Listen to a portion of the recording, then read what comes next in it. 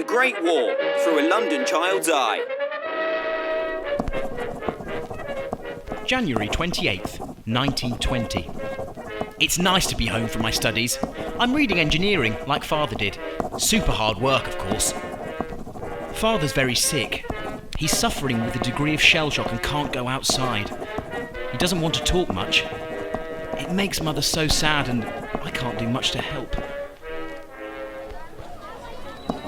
London seems to be more noisy and gloomy every time I return. Sid and I took a walk to the cinema to see Bleak House, a film based on the book by Charles Dickens. Bleak House! How appropriate, I thought. Yeah, you didn't see all the upset last autumn. Down the docks, they were having fights and strikes all the time. Returning soldiers got angry at them that they had their jobs. Not enough to go around, see? I wish Father could work again.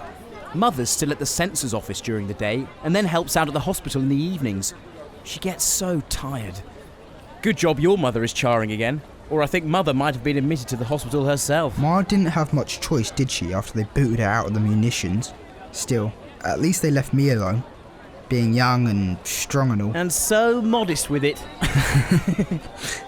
And I'll make a confession to you, Edward, mate. With a mass of soldiers in the munitions now, and I tell you the stories they come out with would make your hair stand on end. Not just people being blown left, right and centre. One was telling me how he lost his foot.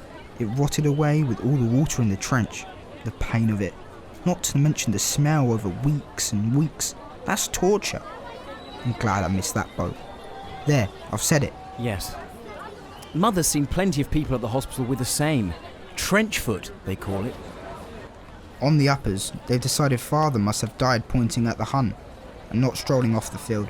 So she's getting her war widow's pension now. You'd think folk would be pleased for her, but the neighbours just gossip.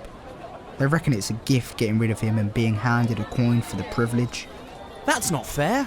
Well, I suppose it's just like Mother said. People act strangely when they're hungry. Anyone with a penny more becomes the enemy. We want jobs. We want jobs. We want jobs. We want jobs, not handouts. As we walked back through town, we looked at all the queues outside the shops.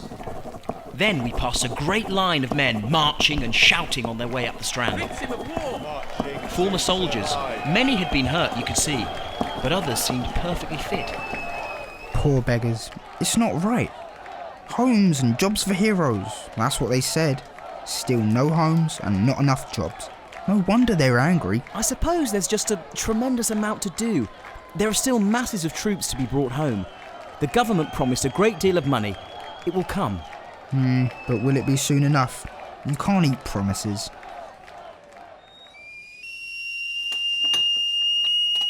Edward, did you have a nice time? What was the picture? Bleak House. Gosh, not one of my favourites from Dickens. A pity it wasn't more comical, really. How's Father? Resting for the moment. Mrs. Parry's made some wonderful broth, so I'll take that up before I go. No, I'll do that, Mother. Let me help whilst I'm here. Thank you, darling. Tap on the door before you go in, though, just in case. I remember I used to like listening at doors when I was a little child. As Sid used to say, you hear the most interesting things when adults don't think you're around.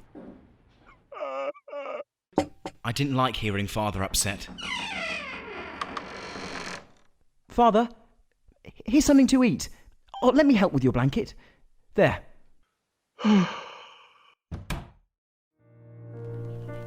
He looks so thin and frail. Sometimes it's like Father did die and a stranger's been sent in his place. But he's home.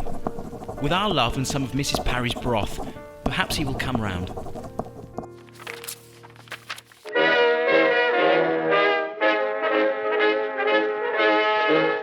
The Great War, through a London child's eye. Supported by the National Lottery through the Heritage Lottery Fund. Read Edward's diary at funkidslive.com/Great War.